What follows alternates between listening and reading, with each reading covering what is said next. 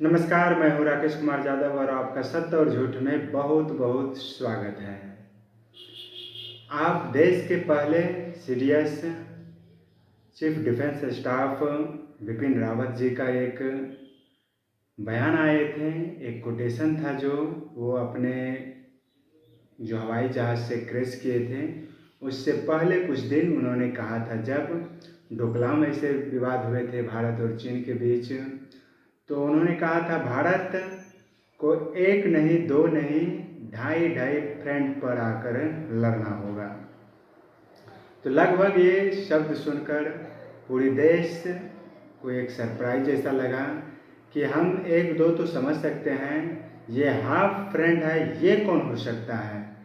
तो इसको लेकर बड़े बड़े राजनीतिक जो ज्ञाता थे उन्होंने इसके बारे में कहा कि ये भारत का जो इंटरनल प्रॉब्लम है, जो राजनेता यहाँ पर दखल अंदाजी, कुछ मुट्ठी भर हमारे देश का नागरिक भी इसमें इन्वॉल्व हैं, ये सब बातों को लेकर अलग अलग तरह की चीज़ों को इस्तेमाल करते हैं। तो उसी को लेकर आज 2025 में ये सत्य साबित होते दिख रहा है।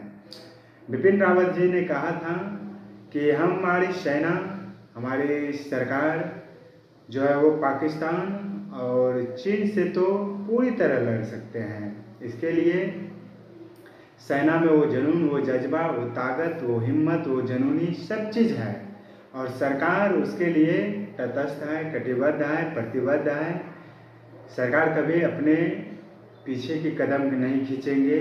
वो जो भी डिसीजन होगा सेना को छूटी पूरी तरह से उसको लिए छूट दिया जाएगा।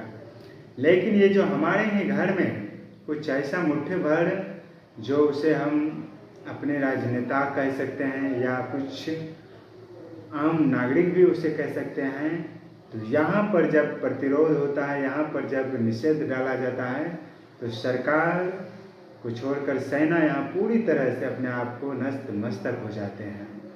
सेना इन नागरिकों के साथ, ये हमारे अपने हैं, यहाँ पर जब बात आते हैं तो सेना पूरी तरह से अपने आप को एक इस प्रकार से प्रेजेंट करते हैं कि मानो वो पूरी तरह से स्थिर अवस्था में है। तो इसके लेकर आज आप पूरे देश में और दुनिया में भी अब एक प्रोपेगेंडा, जिसे आप कह सकते हैं, फैलाया जा रहा है। और खुद मैं भी इस चीज़ को लेकर एक टाइम तो ऐसा था कि सरप्राइज मुझे भी लगा था कि जब हमने डोकलाम वाला किए थे एंड फिर आप देखिए उड़ी वाला हुआ था, पुलवामा वाला अटैक हुआ था, हमने एयर स्ट्राइक, सर्जिकल स्ट्राइक, ये सब किए। तो हमारी जो पार्टी अलग अलग है विपक्ष के, उन्होंने सेना से भी और सरकार से भी जितने भी कैजुअल्टी हुई है पाकिस्तान के अंदर, जो हमने सर्जिकल स्ट्राइक, एयर स्ट्राइक किए थे, वो सारा रिपोर्ट मांगा था। तो साक्ष्य के तौर पर कि क्या क्या हुआ डैमेज, हमें ये दिखाइए, हमें ये बताइए। लेकिन जो पहलगांव में 22 अप्रैल को 2025 को इवेंट हुआ था और उसके बाद जो सरकार ने एक्शन लिए और इसमें सारी पार्टी एक साथ एक कदम ताल में दिख रहा था। मुझे ये चीज़ अंदर से खल रहा था कि पार्टी एक रूप, एक तरह दिख रहा है, ये वाकई संभव है।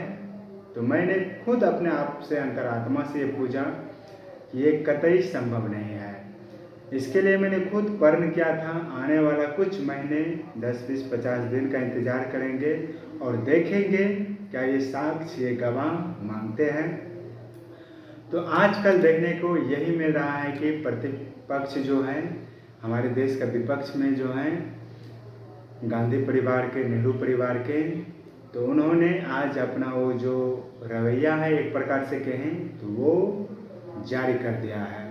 उन्होंने कहा है, एस जयशंकर साहब को जो फॉरेन मिनिस्टर हैं, उन्हें कहा है कि उन्होंने पाकिस्तान को पहले ही आगाह कर दिया था, उसे मैसेज दे दिया था कि हम आपकी जो आतंक है, आपकी जो टेररिज्म है, उनके ऊपर हमला करेंगे। तो आप वहाँ से उसे भगा दीजिए। एक प्रकार के कहने का भाव इसी प्रकार से जाहिर हो रहा है। तो आप सोचिए कि ये कितनी संकीर्ण, ये कितनी तुच्छ भरी बातें हैं।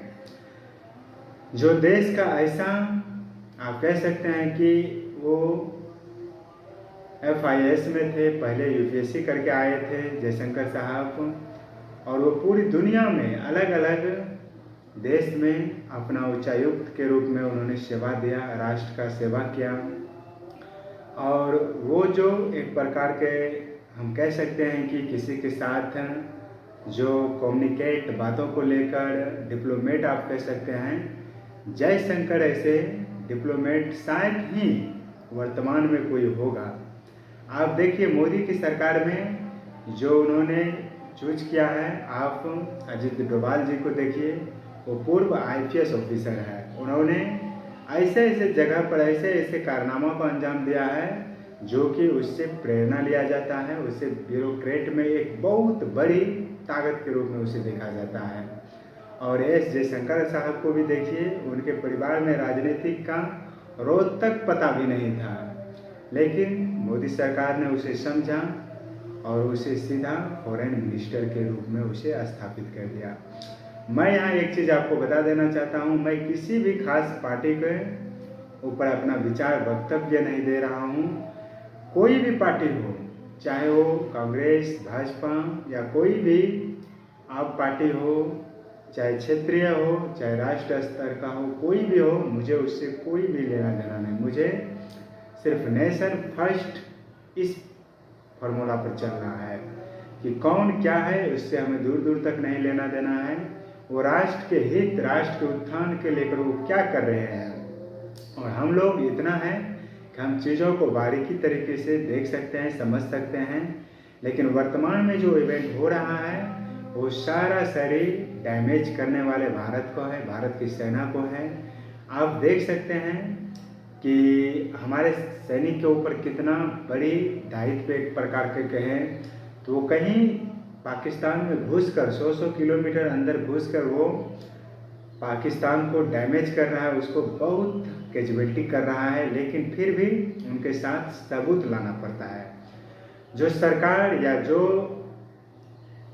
सेना का प्रमुख है, जिन्होंने ये सारा उसे टारगेट दिया कि तुम ये चीज़ करके आना, तो अब सरकार को प्रूफ के लिए सेना हमारी जो कैजुअलिटी क्या है, कितना क्षति हुआ है, कितना इंफ्रास्ट्रक्चर को हम पाकिस्तान को ध्वस्त किए हैं, उसे डैमेज किए हैं, कितने आतंकी मारे गई है, वो सारा चीज़ का खाका अब ला कर देना पड़ेगा। एक बहुत बड़ी जो हम कह सकते हैं सेना के लिए चुनौती का पाठ रहता है।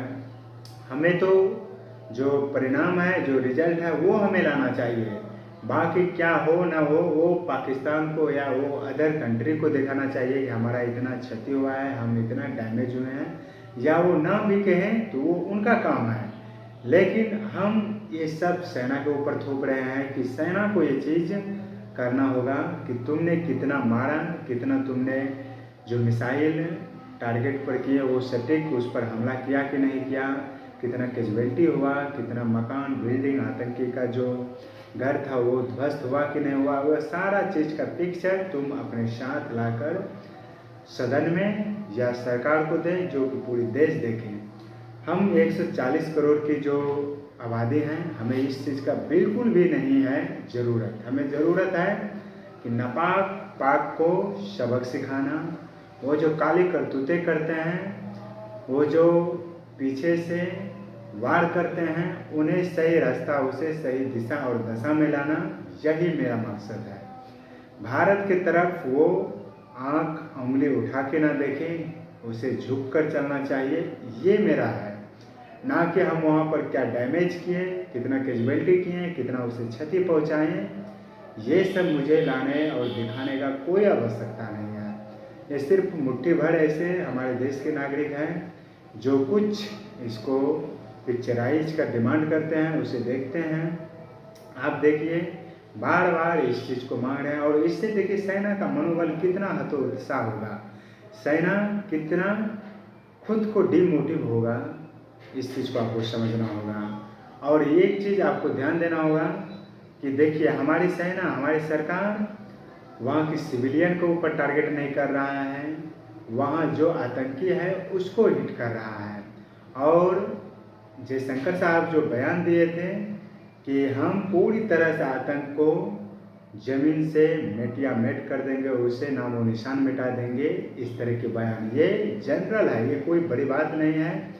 जो विपक्ष की पार्टी उठा रहा है कि उन्होंने पाकिस्तान को इस चीज़ को मैसेज दिया कि हम वहाँ की जो टेररिज्म है उसे हिट करेंगे, मारेंगे, आप उसे वहाँ से हटा दीजिए। ये ज़रा सोचिए, इस तरह का हमारी सरकार कदापि कह सकते हैं। अगर ऐसा कहेगा तो हमारे नागरिक जो है वो कभी इसे बर्दाश्त करेंगे?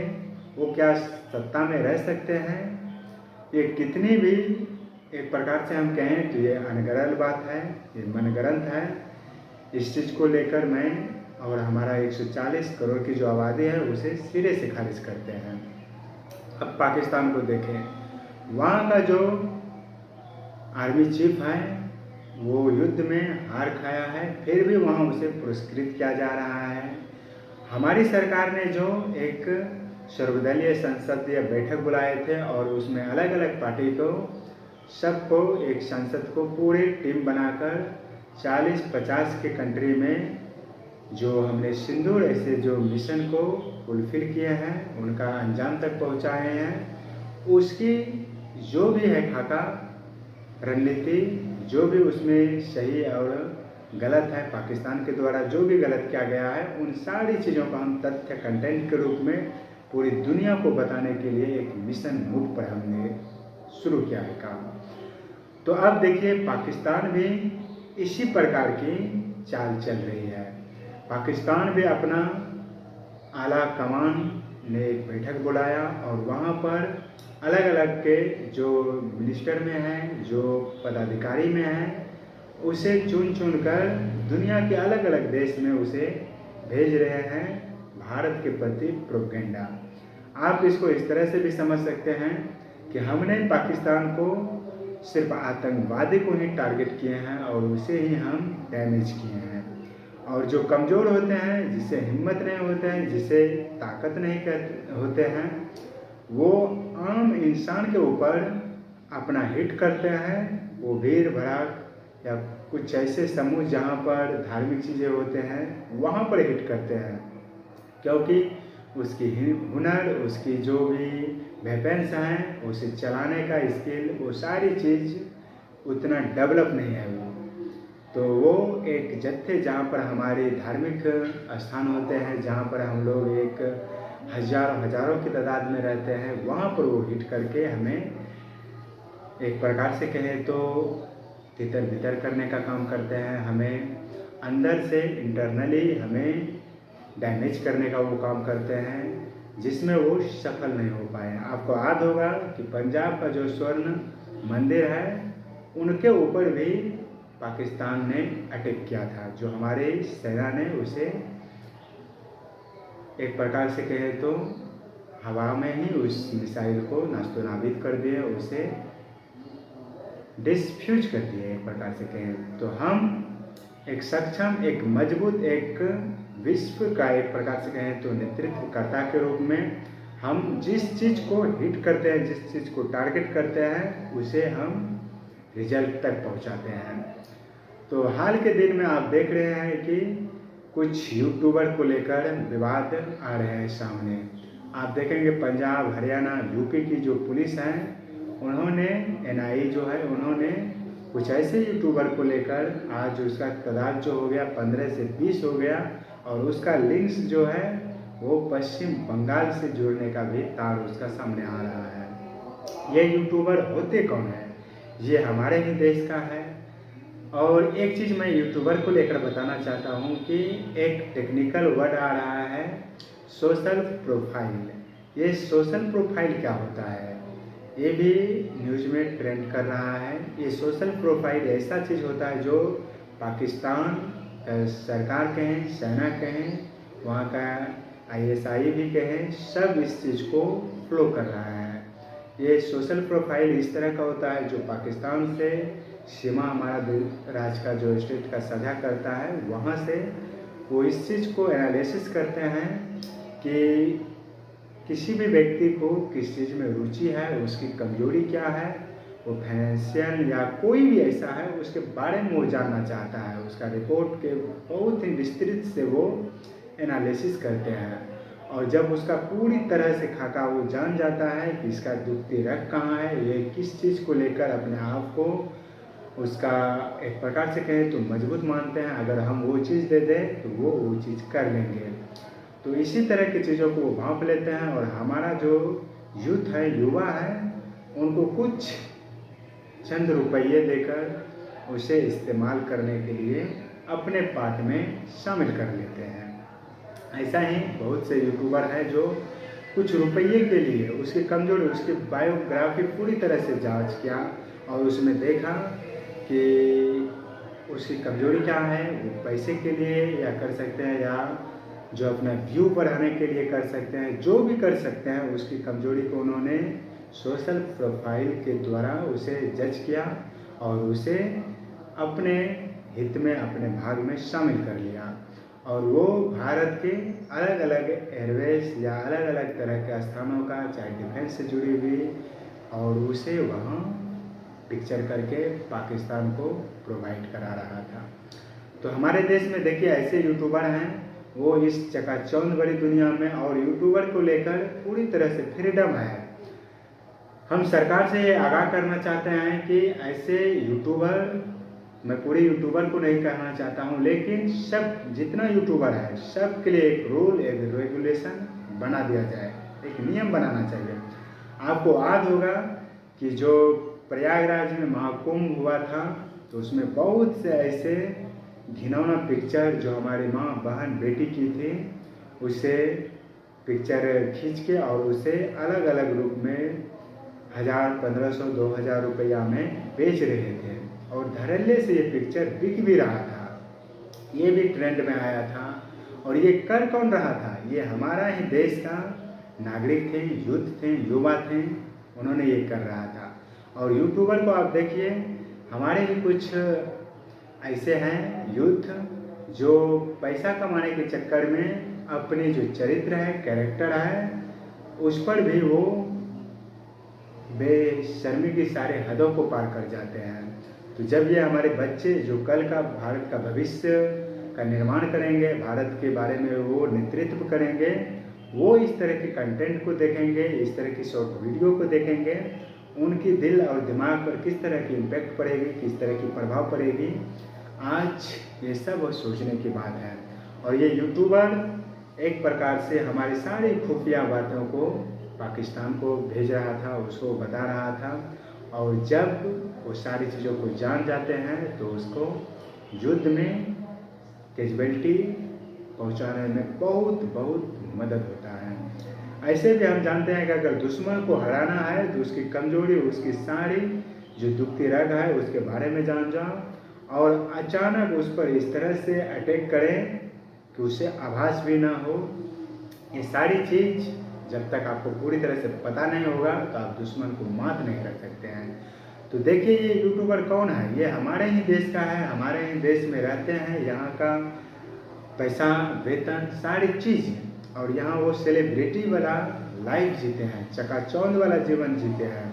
वो एक ग्रुप वाला, चाहे हवाई चाहे ट्रेन वाला सीट पर वो बैठते हैं, वो लग्जरी, वो 5 स्टार होटल में, वो सारी दुनिया में अलग प्रकार से मूव करती है, घूमती है, लेकिन वो भारत की खुफिया सारी बातें पाकिस्तान को भेजते हैं, उसे बताते हैं।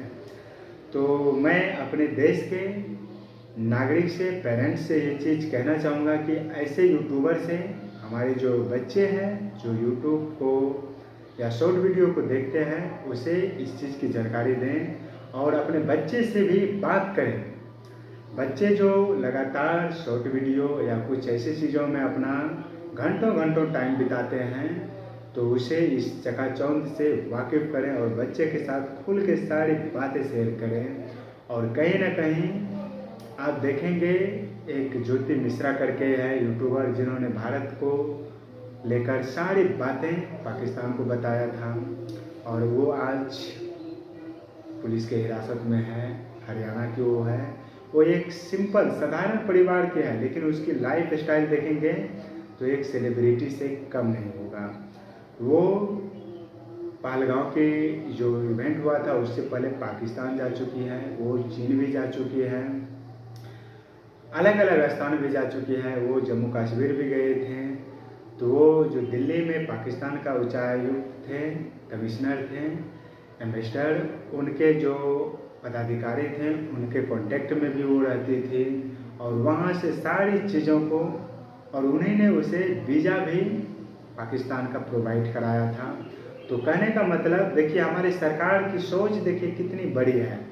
आप देखे होंगे कि जैसे ही ये पहलगांव वाला इवेंट हुआ था तो उसी समय हमारी सरकार ने पाकिस्तान से बातचीत करना सारा बंद कर दिए थे और उसका जो भी उच्चायुक्त था उसकी संख्या में बहुत कटौती किया और उसे तुरंत भारत की दिल्ली राजधानी से उसे पाकिस्तान के लिए जाने के लिए कह दिया, क्योंकि उच्चायुक्त किसी की पासपोर्ट दिला सकते हैं अपने देश का, वो सारा काम करवा सकते हैं। और पाकिस्तानी की फितरत में ही ये चीज़ रसा बसा हुआ है कि वो भारत को किसी न किसी तरह से डैमेज करे, ना कुछ तो यहाँ की सैनिक, यहाँ के आम इंसान के गला रेत कर या उसे मौत का नींद सुला के उसे बारूद के गोले, आग के गोले में उसे हवाले कर दे, ऐसा उनकी DNA में रचा बसा हुआ है।